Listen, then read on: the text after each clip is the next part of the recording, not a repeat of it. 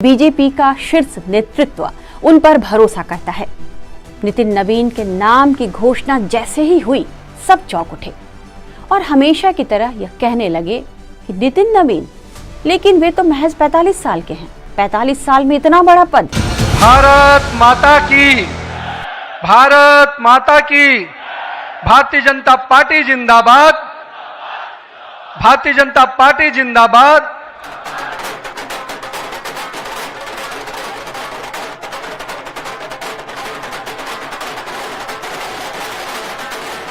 हर नियुक्ति में सरप्राइज जरूर होता है। नेता चुनने के मामले में पार्टी का फैसला सबसे ज्यादा चौंकाने वाला देखा गया है। हाल के समय में यह आपने पाया होगा कि बीजेपी ने कई ऐसे चेहरों को बड़ी जिम्मेदारी दी है जिनकी चर्चा आमतौर पर नहीं हो रही थी। मध्य प्रदेश, छत्तीसगढ़, ओडिशा, राजस्थान या दिल्ली की ही बात कर लें, इन राज्यों के मुख्यमंत्रियों के नाम इस सिलसिले में गिनाए जा सकते हैं। नमस्कार, आप देख रहे हैं टाइम्स नाउ न भारत का डिजिटल प्लेटफॉर्म और मैं हूं आपके साथ प्रतिभा ज्योति। आप देख रहे हैं हमारा यह खास शो चक्कर चुनाव का, जो हर हफ्ते हम आपके लिए लेकर आ रहे हैं। चक्कर चुनाव का न होता तो नेता न होते, नेतागिरी न होती, पार्टियां न होती, रैलियां न होती, वादे न होते, नारे न होते और न सितारे होते। ये सब है क्योंकि चक्कर चुनाव का है। चक्कर चुनाव का है इसलिए शीर्ष नेतृत्व ने 45 साल के नितिन नवीन को बीजेपी का राष्ट्रीय कार्यकारी अध्यक्ष बनाया है। बीजेपी के लिए उसके नए अध्यक्ष का पद काफी अहम माना जाता है। अगले साल पश्चिम बंगाल और उसके बाद 2027 में उत्तर प्रदेश के विधानसभा चुनावों को देखते हुए यह जिम्मेदारी काफी बड़ी है। नितिन नवीन की नियुक्ति उन नेताओं को सशक्त बनाने की बीजेपी की प्रतिबद्धता का भी एक प्रमाण है, जो जमीनी स्तर की समझ और राष्ट्रीय स्तर की दृष्टि दोनों को अपनाते हैं। तो चक्कर चुनाव के आज के एपिसोड में बात नितिन नवीन फैक्टर की।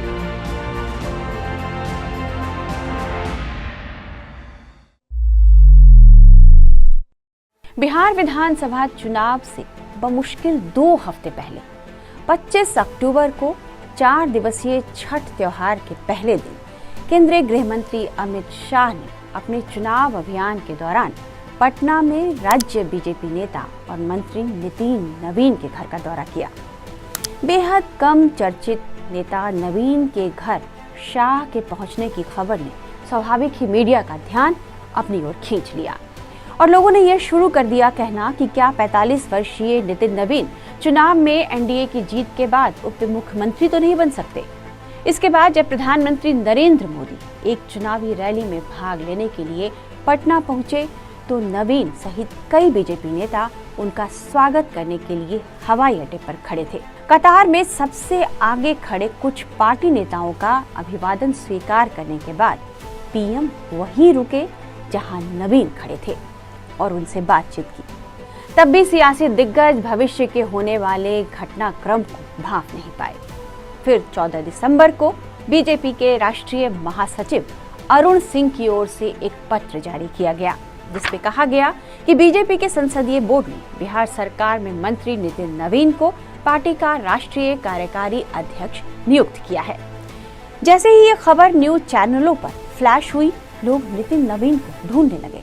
उस समय वे पटना में अपने रूटीन कार्यक्रम में व्यस्त थे। बताया जाता है कि अचानक दोपहर 3 बजे उन्हें एक फोन आया और उन्होंने अपने सारे कार्यक्रम कैंसिल कर दिए। नितिन पटना वाले अपने आवास पर पहुंचे। इसके बाद एक एक करके पार्टी के बड़े नेता वहां पहुंचने लगे। सबसे पहले बिहार के डिप्टी सीएम सम्राट चौधरी वहां आए। उनके सामने ही उन्हें राष्ट्रीय कार्यकारी अध्यक्ष बनाए जाने की जानकारी मिली। नितिन नवीन को पहली बधाई डिप्टी सीएम सम्राट चौधरी ने ही दी। इसके बाद नितिन नवीन के पटना वाले आवास पर बधाइयों का तांता लग गया। लोग फूल लेकर उनके घर पहुंचने लगे। दुनिया की सबसे बड़ी राजनीतिक पार्टी होने का दावा करने वाली बीजेपी की टॉप लीडरशिप लंबे समय से नए राष्ट्रीय अध्यक्ष के नाम पर फैसला नहीं कर पा रही थी। जेपी नड्डा को कई एक्सटेंशन भी मिल गए थे। एक वरिष्ठ पत्रकार ने हाल ही में एक अखबार में अपने लेख में लिखा है कि पिछले हफ्ते एक वरिष्ठ बीजेपी नेता और केंद्रीय मंत्री के साथ बैठकर वे चर्चा कर रही थी कि पार्टी ने 2024 के आम चुनावों के 1.5 साल बाद भी अपने राष्ट्रीय अध्यक्ष की घोषणा क्यों नहीं की है। तो उन्हें जवाब मिला था, देखिएगा कुछ सरप्राइज होगा। 2020 से जेपी नड्डा पार्टी के राष्ट्रीय अध्यक्ष, 2024 में उनका कार्यकाल खत्म हुआ था। बिहार के विधायक नितिन नवीन के नाम की घोषणा ने न केवल इस पार्टी की दशकों से गहरी समझ रखने वाले पत्रकारों बल्कि पार्टी के बड़े नेताओं को भी चौंका दिया। कहा जा रहा है कि नितिन नवीन के नाम की घोषणा से ठीक 2 दिन पहले पीएम मोदी और गृह मंत्री अमित शाह ने पार्लियामेंट्री बोर्ड के सभी मेंबर्स की एक ऑनलाइन मीटिंग ली थी, जिसमें संभावित राष्ट्रीय अध्यक्ष के गुणों के बारे में पूछा गया था, जिसमें सर्वसम्मति से यह राय निकल कर आई कि जो भी अध्यक्ष बने वो युवा हो, संगठन और पार्टी में तालमेल बिठाए, विवादित न हो, संघ और पार्टी दोनों के बैकग्राउंड का हो और अच्छी हिंदी बोलना जरूर आता हो। हालांकि इसमें किसी का भी नाम नहीं लिया गया, लेकिन इस मीटिंग के 2 दिनों के बाद ही नितिन नवीन के नाम की घोषणा हो गई। कौन बनेगा अध्यक्ष को लेकर चल रही तमाम अटकलों में नितिन नवीन का नाम दूर दूर तक नहीं था, लेकिन अचानक उनके नाम का ऐलान कर दिया गया और लोग उन्हें माला पहनाने के लिए निकल पड़े। बीजेपी के इस चयन के खिलाफ बीजेपी में एक भी असहमति की आवाज नहीं उठी। एक नेता से जब ये पूछा गया तो उन्होंने कहा, हम एक अनुशासित पार्टी हैं। नितिन नवीन के लिए जब यह घोषणा हुई उस समय तक वे बिहार सरकार में पथ निर्माण मंत्री और बीजेपी के छत्तीसगढ़ के प्रभारी थे। वो बिहार की बांकीपुर विधानसभा सीट से विधायक हैं। अब उन्होंने मंत्री पद छोड़ दिया है, दिल्ली आकर अपना पदभार भी संभाल लिया है। अभी 45 साल के नितिन बिहार के पहले नेता हैं जिसे बीजेपी ने इतनी बड़ी जिम्मेदारी दी है। नवीन की पदोन्नति बिहार में अपने प्रमुख नेता को खड़ा करने की बीजेपी की एक दीर्घकालिक योजना का हिस्सा हो सकती है। बिहार बीजेपी के एक वरिष्ठ नेता ने मीडिया को यह बताया कि नितिन नवीन की पदोन्नति के बाद वह तुरंत खुद को बिहार बीजेपी के सभी वरिष्ठ नेताओं से आगे पा रहे होंगे। मैं यही कहूँगा, पार्टी ने एक कार्यकर्ता पर भरोसा किया है और हमेशा पार्टी ने कार्यकर्ताओं को बढ़ाया है, तो निश्चित रूप से पार्टी के भरोसे पर काम करने का प्रयास। बिहार चुनाव के दौरान आपकी बड़ी भूमिका में दिख रहे थे दिलीप जी के साथ लगातार बैठकों में। अब तो बंगाल भी चुनौती होगी नितिन जी आपके सामने। कितनी बड़ी चुनौती होगी नितिन? बताएंगे भैया। अभी बंगाल को निश्चित रूप से कोई चुनौती नहीं है। जब एनडीए गठबंधन मिलकर लड़ता है तो कोई चुनौती नहीं रहती है। 23 मई 1980 को जन्मे सौम्य स्वभाव वाले नितिन नवीन ने विद्यार्थी परिषद से बीजेपी में एंट्री मारी। वे महज 26 की उम्र में पहली बार विधायक बने। अपने पिता नवीन किशोर प्रसाद सिन्हा की तरह वे भी मिलनसार माने जाते हैं। उनके पिता भी कई बार बीजेपी के विधायक रहे और पिता के निधन से हुए शून्य को भरने के लिए ही वे आगे आए। 2006 से उनकी राजनीति की शुरुआत मानी जाती है। वे पहली बार नीतीश कुमार की सरकार में 2021 में मंत्री बने थे। बीजेपी के कार्यकारी राष्ट्रीय अध्यक्ष बनाए जाने से पहले नितिन नवीन राष्ट्रीय स्तर पर लाइमलाइट में नहीं रहे। शांत और मृदु स्वभाव के नेता माने जाने वाले नितिन नवीन की पहचान राष्ट्रीय स्तर पर वैसी नहीं थी जैसी कि आमतौर पर आप लोकप्रिय नेताओं की देखते हैं।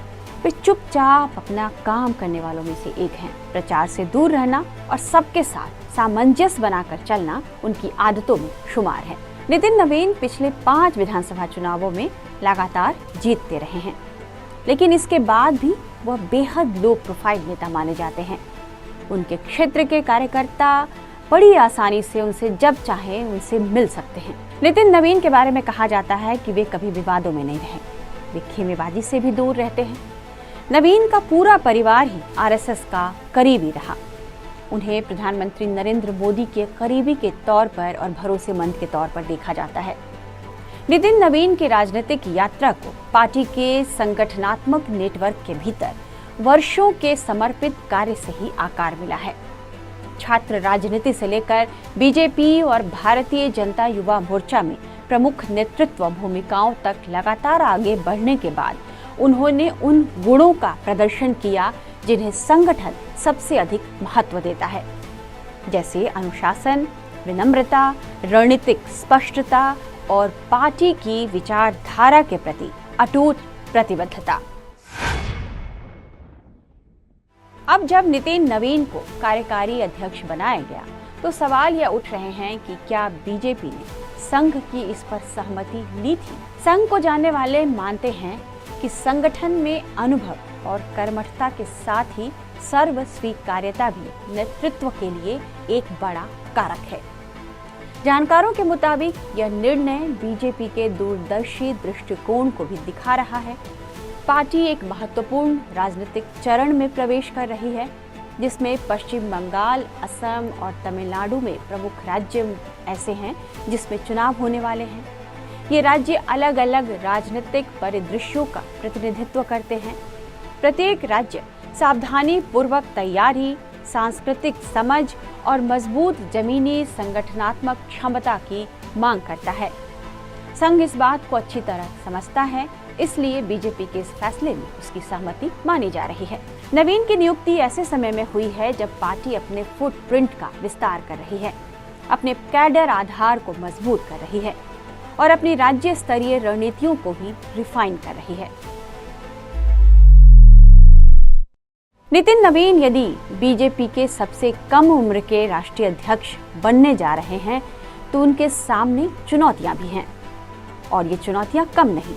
सबसे पहले सवाल तो उनके उम्र को लेकर उठ रहा है, लेकिन बीजेपी के कई बड़े नेता कहते हैं कि आप उनके उम्र पर मत जाइए, उनके अनुभव और उनके राजनीतिक कौशल को देखिए।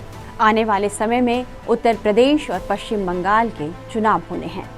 यूपी में बीजेपी की सत्ता को बरकरार रखना और पश्चिम बंगाल में ममता बनर्जी की कुर्सी छीनना, यह नितिन नवीन के सामने सबसे बड़ी चुनौती हो सकती है।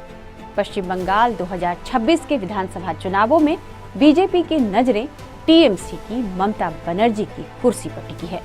तो बंगाल भी चुनौती होगी नितिन जी बंगाल आपके अपनी सामने? कितनी बड़ी चुनौती होगी नितिन? बताएंगे भैया। अभी बंगाल को निश्चित रूप से कोई चुनौती नहीं है। जब एनडीए गठबंधन मिलकर लड़ता है तो कोई चुनौती नहीं रहती है। 2021 के चुनावों में बीजेपी ने यहां 77 सीटें जीतकर अपनी ताकत दिखाई थी, लेकिन अब उसका लक्ष्य 200 से ज्यादा सीटें हासिल करना है। तो क्या नितिन नवीन की नियुक्ति का बंगाल चुनाव से कोई कनेक्शन है, जैसा कि सोशल मीडिया पर इस बारे में खूब चर्चा हो रही है? तो आइए इसे ऐसे समझ लेते हैं। नितिन नवीन जिस कायस्थ जाति से आते हैं, इसकी जनसंख्या यूपी बिहार ही नहीं बल्कि पूरे देश में कहीं भी इतनी है कि वो राजनीति को प्रभावित तो कर ही सकती है। पश्चिम बंगाल की बात कर लें तो यहाँ की राजनीति में भद्र लोग यानी शहरी क्षेत्र के शिक्षित ऊपरी जाति जैसे ब्राह्मण, कायस्थ, वैद्य का वोट हमेशा से ही निर्णायक माना जाता है। 2026 के विधानसभा चुनावों के मद्देनजर बीजेपी की नजर इसी भद्रलोक पर टिकी है, जो नितिन नवीन के जरिए वह साधना चाहती है। नितिन नवीन को जानने वाले कहते हैं कि वे जिस काम को ठान लेते हैं उसे करके ही दम लेते हैं। उदाहरण के लिए छत्तीसगढ़ विधानसभा चुनाव से पहले उन्हें वहां का प्रभारी बनाया गया था। तब इस राज्य में कांग्रेस की मजबूत पकड़ थी, लेकिन 2022 के चुनाव में वे बीजेपी को सत्ता में लेकर आए। चुनाव से पहले उन्होंने संगठन में वहां कई बदलाव किए, जिसका फायदा बीजेपी को मिला। बिहार से जुड़े नेता बताते हैं कि संगठन के भीतर नितिन नवीन को शहरी रणनीति का जानकार माना जाता है। चुनाव के दौरान बूथ मैनेजमेंट, शहरी वार्ड स्तर पर वे माइक्रो प्लानिंग कर लेते हैं और मिडिल क्लास वोटर तक उनकी अच्छी पहुंच हो जाती है। यही वजह है कि पार्टी ने उन्हें सिर्फ बिहार तक सीमित नहीं रखा, बल्कि अन्य राज्यों में भी संगठनात्मक जिम्मेदारियां सौंप करके उनके कौशल का और विकास किया। नवीन की नियुक्ति पर आरजेडी के प्रवक्ता मृत्युंजय तिवारी ने भी जिस तरह से उनकी तारीफ की, वह बताता है कि नवीन की कार्यशैली आम नेताओं से अलग हटकर है। तो नितिन नवीन के अध्यक्ष बनते ही इस बात की चर्चा शुरू हो गई है कि क्या 45 वर्षीय नितिन नवीन बीजेपी में 80% युवाओं को आगे लाने का रास्ता साफ करेंगे।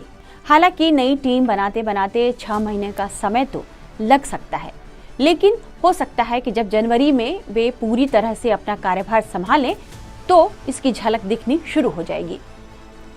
नितिन नवीन की नियुक्ति से इस बात की उम्मीद जगी है कि महामंत्री और मंत्री जैसे प्रमुख पदों पर अब 50 से कम उम्र के नेता हो सकते हैं। खुद को मिली इतनी बड़ी जिम्मेदारी के बाद नितिन नवीन ने यह कहा कि यह सम्मान बीजेपी में ही संभव है। पार्टी हर कार्यकर्ता के काम को देखती है। कह सकते हैं कि जिस पद पर पूर्व के जनसंघ के श्यामा प्रसाद मुखर्जी से लेकर दीनदयाल उपाध्याय और मौजूदा बीजेपी के अटल आडवाणी आसीन रहे, उस पद के लिए नितिन नवीन को नामित करना एक संदेश तो देता ही है, साथ ही उन हजारों युवाओं कार्यकर्ता के लिए प्रेरणा का भी यह काम करने वाली है कि बूथ से लेकर राष्ट्रीय मंच तक का रास्ता उन लोगों के लिए खुला है जो दिल से पार्टी की सेवा। For more of such videos, do like, share and subscribe to ET Now Swadesh.